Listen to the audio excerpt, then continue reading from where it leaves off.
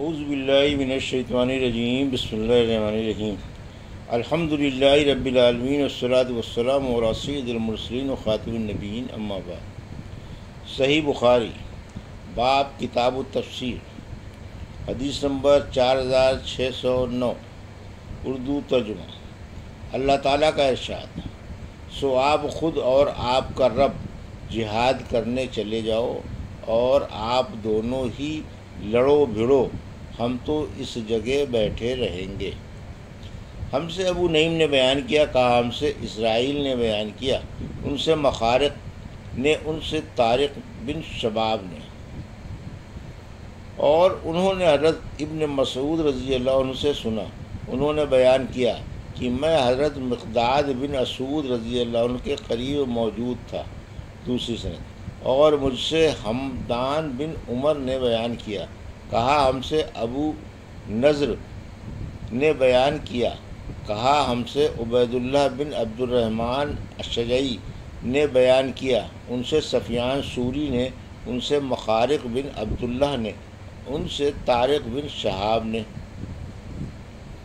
اور ان سے حضرت عبداللہ بن مسعود رضی اللہ عنہ نے بیان کیا کہ جنگ بدر کے موقع پر مقداد بن اسود رضی اللہ عنہ نے کہا تھا، یا رسول اللہ، ہم آپ سے وہ بات نہیں کہیں گے جو بنی اسرائیل نے موسیٰ علیہ السلام سے کہی تھی کہ آپ خود اور آپ کے خدا چلے جائیں اور آپ دونوں لڑ بھڑ لیں، ہم تو یہاں سے ٹلنے کے نہیں، آپ چلیے، ہم آپ کے ساتھ جان دینے کو حاضر ہیں۔ رسول اللہ صلی اللہ علیہ وسلم کو ان کی اس بات سے خوشی ہوئی۔ اس حدیث کو وکیع نے بھی سفیان سوری سے، انہوں نے مخارق سے، انہوں نے طارق سے روایت کیا ہے کہ مقداد رضی اللہ عنہ نے علیہ صلی اللہ علیہ وسلم سے یہ عرض کیا جو اوپر بیان ہوا۔ حدیث نمبر 4610، اردو ترجمہ۔ اللہ تعالیٰ کا ارشاد ہے، جو لوگ اللہ اور اس کے رسول سے لڑائی کرتے ہیں اور ملک میں فساد پھیلانے میں لگے رہتے ہیں، ان کی سزا بس یہی ہے کہ وہ قتل کر دیے جائیں یا سولی دیے جائیں، آخر آیت، او ینفوا من الارض تک، یا وہ جلا وطن کر دیے جائیں، بحاربون اللہ و رسولہ سے کفر کرنا مراد ہے۔ ہم سے علی بن عبداللہ مدینی نے بیان کیا، کہا ہم سے محمد بن عبداللہ انصاری نے بیان کیا، کہا ہم سے عبداللہ بن عون نے بیان کیا، کہا کہ مجھ سے سلمان ابو رجا ابو قلابہ کے غلام نے بیان کیا، اور ان سے ابو قلابہ نے کہ وہ امیر المومنین عمر بن عبدالعزیز خلیفہ کے پیچھے بیٹھے ہوئے تھے۔ مجلس میں قسامت کا ذکر آ گیا۔ لوگوں نے کہا کہ قسامت میں قصاص لازم ہے، آپ سے پہلے خلفائے راشدین نے بھی اس میں قصاص لیا ہے۔ پھر عمر بن عبدالعزیز ابو قلابہ کی طرف متوجہ ہوئے، وہ پیچھے بیٹھے ہوئے تھے، اور پوچھا، عبداللہ بن زید تمہارے کیا رائے ہے؟ یا یوں کہا کہ ابو قلابہ آپ کی کیا رائے ہے؟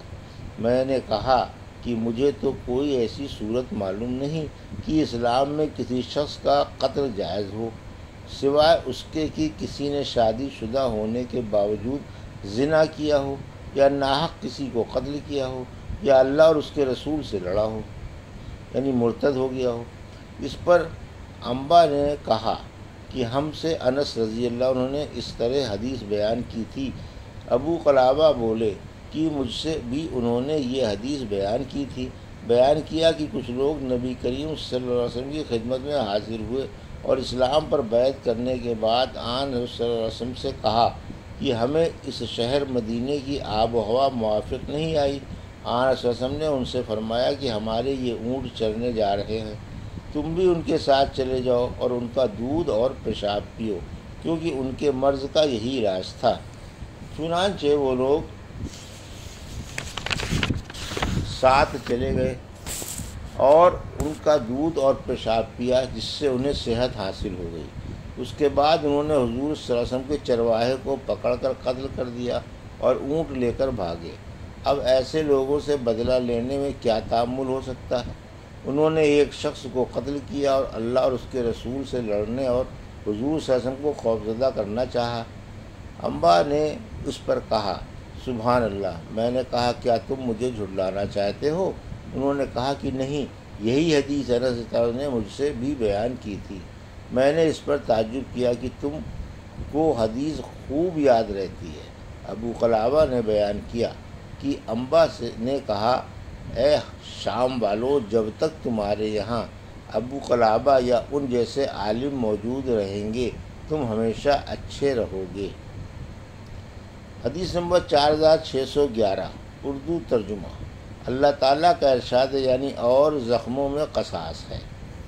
مجھ سے محمد بن سلام نے بیان کیا، انہوں نے کہا ہم کو مروان بن معاویہ فزاری نے خبر دی، انہیں حمید طویل نے اور ان سے حضرت انس بن مالک رضی اللہ عنہ نے بیان کیا کہ ربیع نے، جو انس رضی اللہ عنہ کی پھوپھی تھیں، انصار کی ایک لڑکی کے آگے کے دانت توڑ دیے۔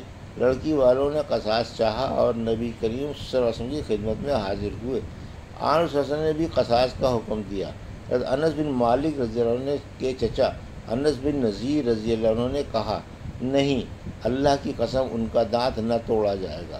حضور اکرم صلی اللہ علیہ وسلم نے فرمایا انس، لیکن کتاب اللہ کا حکم قصاص ہی کا ہے۔ پھر لڑکی والے معافی پر راضی ہو گئے اور دیت لینا منظور کر لیا۔ اس پر حضور صلی اللہ علیہ وسلم نے فرمایا کہ اللہ کے بہت سے بندے ایسے ہیں کہ اگر وہ اللہ کا نام لے کر قسم کھا لیں تو اللہ ان کی قسم سچی کر دیتا ہے۔ حدیث نمبر 4612 اردو ترجمہ۔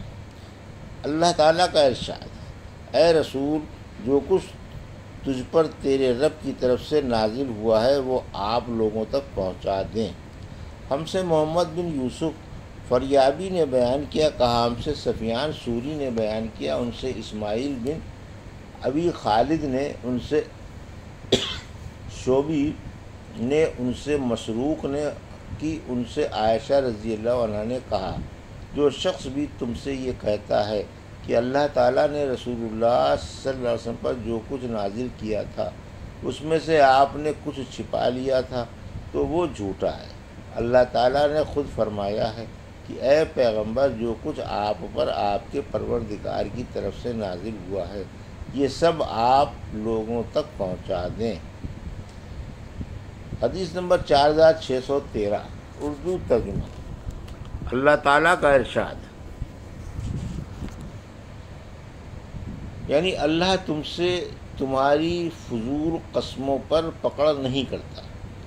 ہم سے علی بن سلمہ نے بیان کیا، کہا ہم سے مالک بن سعید نے بیان کیا، کہا ہم سے حشام نے بیان کیا، ان سے ان کے والد نے اور ان سے حضرت عائشہ رضی اللہ عنہا نے کی آیت اللہ تم سے تمہاری فضول قسموں پر پکڑ نہیں کرتا کسی کے اس طرح قسم کھانے کے بارے میں نازل ہوئی تھی کہ نہیں، خدا کی قسم، ہاں خدا کی قسم۔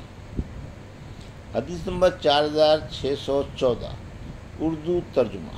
ہم سے احمد بن ابی رجاء نے بیان کیا، کہا ہم سے نضر بن شمیل نے بیان کیا، ان سے حشام بن ارواح نے بیان کیا، کہا مجھ کو میرے والد نے خبر دی، اور ان سے عائشہ رضی اللہ عنہا نے بیان کیا کہ ان کے والد ابو بکر صدیق رضی اللہ عنہ اپنی قسم کے خلاف کبھی نہیں کیا کرتے تھے، لیکن جب اللہ تعالیٰ نے قسم کے کفارے کا حکم نازل کر دیا تو ابو بکر تعالیٰ نے کہا کہ اب اگر اس کے یعنی جس کے لیے قسم کھا رکھی تھی سوا دوسری چیز مجھے اس سے بہتر معلوم ہوتی ہے تو میں اللہ تعالیٰ کی دی ہوئی رخصت پر عمل کرتا ہوں اور وہی کام کرتا ہوں جو بہتر ہوتا ہے۔ یہ تھی صحیح بخاری باب کتاب التفسیر کی حدیث نمبر 4609 سے 4614 کا اردو ترجمہ جو ابھی آپ نے سماعت فرمایا۔ اللہ سے دعا ہے کہ اللہ ہمیں ان حدیثوں کی صحیح سمجھ عطا فرما اور ان پر عمل کرنے کی توفیق عطا فرما، آمین یا رب العالمین۔